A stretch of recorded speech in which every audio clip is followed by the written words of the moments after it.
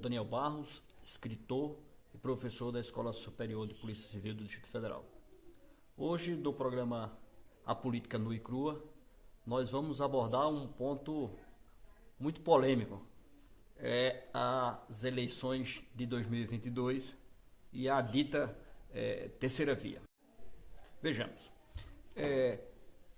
para que se questione ou se deseje uma terceira via, é necessário que haja uma polarização. E de fato, essa polarização existe.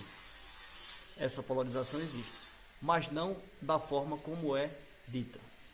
Ou seja, aí você pode dizer, Daniel, mas como é que existe polarização e não existe? A terceira via seria uma alternativa à extrema-direita e uma extrema-esquerda. E por que eu digo que existe uma polarização, mas não existe essa ideia da terceira via? Por quê? Porque não existe uma candidatura de extrema-esquerda. Existe sim uma candidatura de extrema-direita. É evidente, eu não preciso, não é uma questão de posicionamento ideológico, mas qualquer pessoa pode perceber os posicionamentos do atual presidente da República são posicionamentos totalmente de extrema direita, propondo fechamento de Congresso, fechamento de Superior Tribunal Federal, com o intuito de governar autoritariamente, sem obedecer regras. Então, isso está evidente. Agora, a candidatura do ex-presidente Lula consiste em extrema esquerda em quê? Durante os seus 8 anos de governo, não houve nenhum rompimento de estrutura política ou econômica do país. Houve inclusão social, mas não houve rompimento com a classe dominante, com a burguesia nacional. Houve os maiores investimentos já feitos nas Forças Armadas no Brasil, foi feito também durante o governo Lula. Agora estamos para receber e deveremos receber com grande pompa os caças franceses que foram totalmente comprados e totalmente negociados e praticamente deixou pronto para que fosse concretizada a compra desses caças.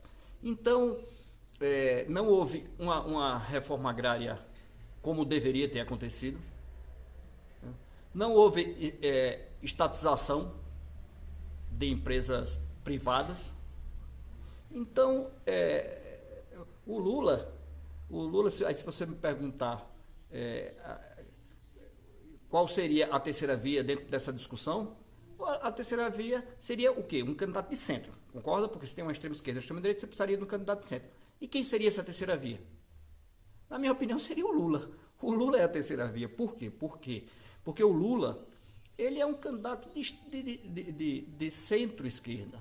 Centro-esquerda. E eu já digo isso há muito tempo. O Lula é um candidato um grande social-democrata. Ele busca apenas a inclusão social, apenas não, que é muito. A retirada de boa parte da população que está na linha da miséria, que estava na linha da miséria quando ele assumiu o governo, e ele tirou mais de 30 milhões de pessoas da linha da miséria. Hoje a gente já está, acho que com 40 milhões na linha de pobreza, e o trabalho terá que ser refeito porque foi todo destruído, né? Então ele fez reformas de acomodação. Os ricos não deixaram de ser mais ricos, os pobres deixaram de ser mais pobres, mas não houve uma ruptura com a desigualdade social.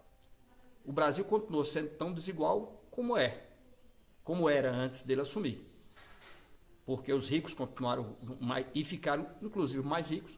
Entretanto, ele subiu um pouco a questão da classe dos menos favorecidos, dos miseráveis, dos hoje chamados de invisíveis. Foi sim o que fez o Lula no governo, nos 2 mandatos dele como presidente da República. Então, a alternativa, o discurso de que existe uma necessidade de uma terceira via é totalmente fora dos propósitos, porque não existe essa tal polarização entre a extrema-direita e a extrema-esquerda, porque não há uma extrema-esquerda dentro do processo de disputa eleitoral que possa vir, não que não haja uma extrema-esquerda no Brasil, mas essa extrema-esquerda não é o ex-presidente Lula. Recentemente, a grande imprensa, fez uma grande cobertura da filiação do ministro Sérgio Moro ao Podemos. E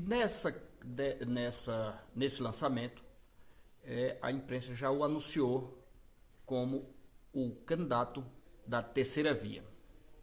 Ora, como já coloquei, a terceira via existiria se houvesse as 2 candidaturas de extrema esquerda e de extrema direita. Isso a gente já discutiu, que não há essa situação. E mais, a terceira via seria uma alternativa a esse extremismo. E, portanto, a candidatura deveria ser uma candidatura de centro. E todos nós sabemos, pelo discurso e pela prática do ex-juiz Sérgio Moro, que ele não é de centro. O juiz Sérgio Moro, ex-juiz Sérgio Moro, ele é de extrema direita. E isso não é uma opinião minha, porque eu quero que ele seja de extrema direita. É pela prática e pelo seu próprio discurso. Ele, quando ministro da Justiça do governo Bolsonaro, ele propôs a tal da maior abrangência da excludente de licitude. Que o agente de segurança, agindo por forte emoção, se enquadraria nessa nova excludente de licitude proposta pelo ministro Moro. Ora, qual a candidatura de centro em qualquer lugar do mundo que apoia uma proposta dessa, que surge com uma proposta dessa?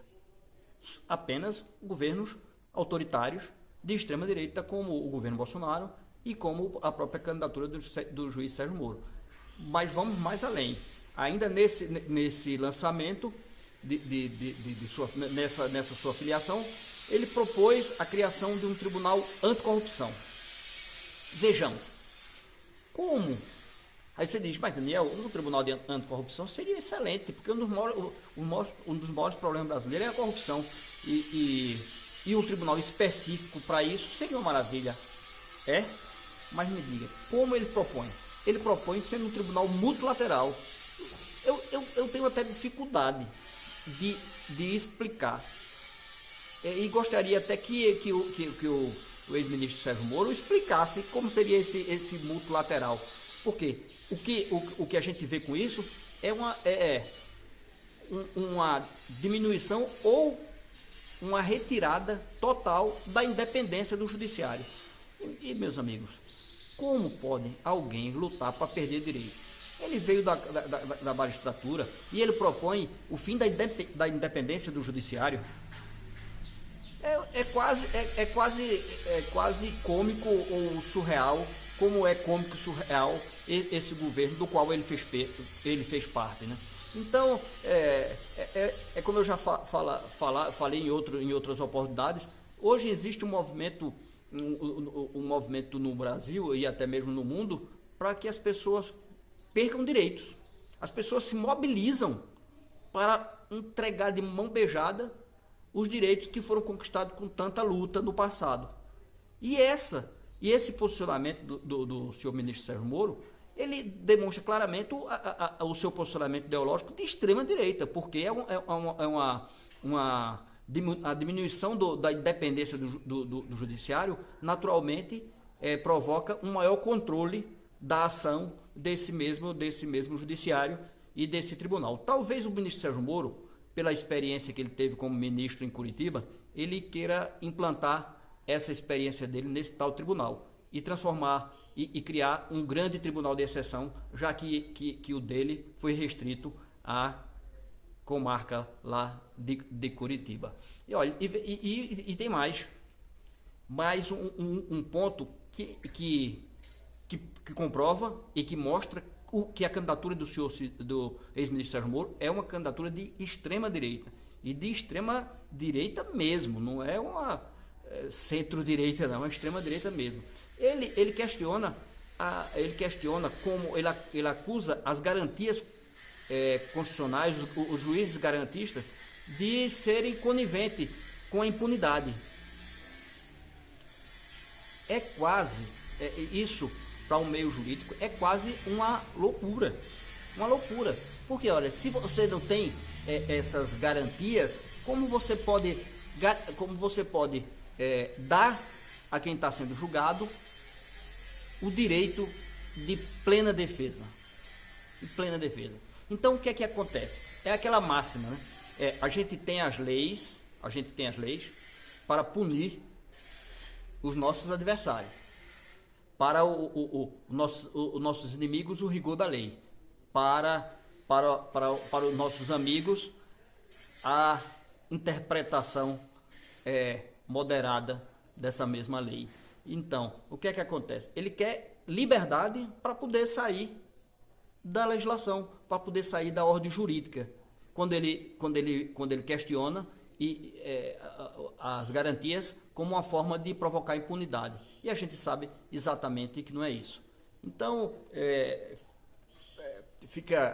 eu citei aqui 3, eu acho, pontos que mostram o posicionamento político e, consequentemente, o enquadramento do senhor ministro do governo Bolsonaro, Sérgio Moro, como uma candidatura de extrema direita e, portanto, sem a menor possibilidade teórica de ocupar a dita terceira via. Ele pode sim ocupar o terceiro lugar nas pesquisas, tudo, mas não há de se dizer que a candidatura do senhor Sérgio Moro é uma candidatura de terceira via, porque, como já falei, é uma candidatura que não se enquadra no perfil de uma candidatura de terceira via, por ser uma candidatura de extrema direita. Caros amigos e amigas, eu gostaria de me despedir, pedir para que deixe a sua curtida se gostou e principalmente um comentário, o seu comentário sobre o tema abordado hoje, se você concorda, se não concorda, colocando seus pontos de vista, acrescentando. Portanto, mais uma vez, muito obrigado, agradeço ao Alexandre Santos e ao programa Arte Agora pela criação do programa A Política Nua e Crua, e essas curtidas e esse comentário, a gente possa criar mais fôlego para que o programa continue. Muito obrigado e até uma próxima.